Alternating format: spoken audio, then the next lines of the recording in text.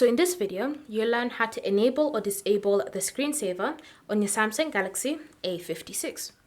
So all you need to do is simply open Settings, and then from here, you want to scroll and select the option Display. Under your display settings, you want to scroll down until you find Screensaver, then select it. Then you can see the different options you can use to enable your screensaver.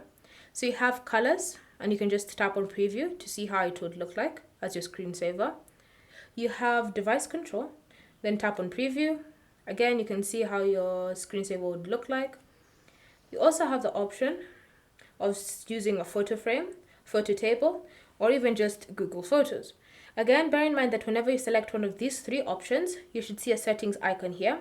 And this settings icon allows you to choose where the photos are going to be coming from. So you can choose one specific album, or you can just choose to select all. Once you've done that, you can go back, tap on preview, and you can see your photo screensaver appearing on your screen. So it's completely up to you to decide which option you'd prefer to use on your A56.